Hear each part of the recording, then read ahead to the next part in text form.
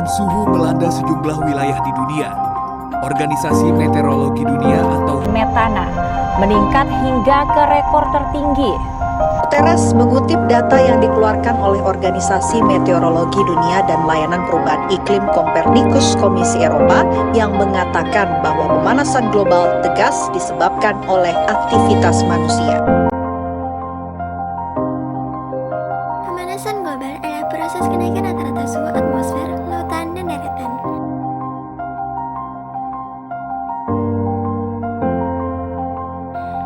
Kendaraan bermotor. Jumlah kendaraan meningkat setiap tahunnya. Kendaraan bermotor menghasilkan gas karbon monoksida yang berbahaya bagi kematian manusia dan gas karbon dioksida yang menyebabkan efek rumah kaca. Gas limbah industri. Gas limbah industri juga menimbulkan efek rumah kaca dan berdampak pada kehidupan makhluk hidup. Karena asap pembuangan pabrik mengandung gas karbon dioksida dan gas metana yang berbahaya.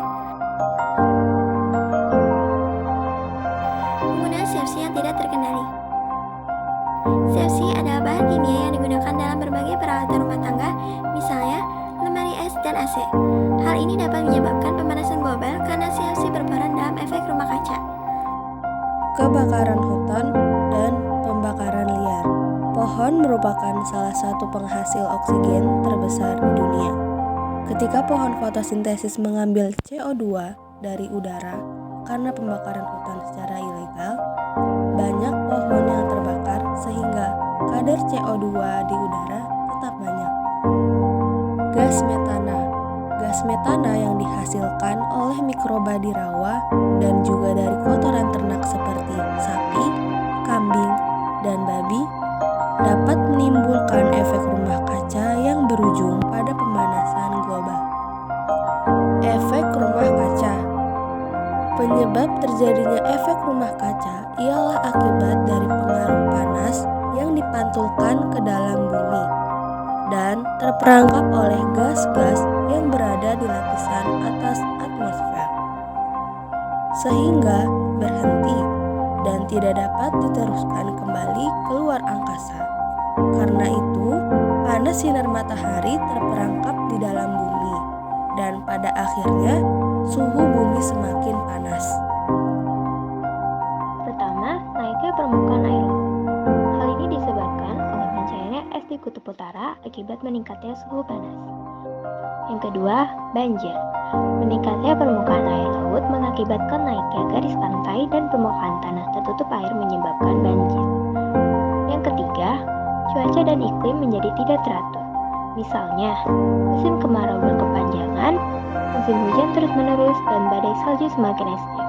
Dampak pemanasan global yang terakhir ialah beberapa jenis hewan punah karena hilangnya habitatnya. Misalnya, penguin dan beruang kutub yang kehilangan habitatnya akibat mencairnya es di kutub utara atau orangutan yang kehilangan habitatnya akibat kebakaran hutan. Yang pertama, menggunakan kendaraan yang ramah lingkungan, seperti sepeda atau jalan kaki. Yang kedua, ventilasi udara atau menggunakan kipas angin yang lebih ramah lingkungan.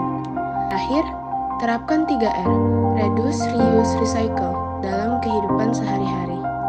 Reduce atau mengurangi, contohnya dengan menghemat pemakaian alat listrik seperti lampu atau komputer. Reuse atau penggunaan kembali, dengan menggunakan sapu tangan yang dapat digunakan kembali daripada menggunakan tisu yang berasal dari pohon. Recycle atau daur ulang, kita dapat mendaur ulang kertas bekas menjadi kertas layak pakai sehingga pohon yang ditebang untuk bahan baku kertas dapat berkembang. Reboisasi atau penanaman pohon dapat menyumbangkan kadar CO2 di lapisan atmosfer karena pohon menyerap CO2 dan melepaskan O2 ke udara. Hal ini akan membuat udara menjadi lebih sejuk dan pemanasan global dapat teratasi.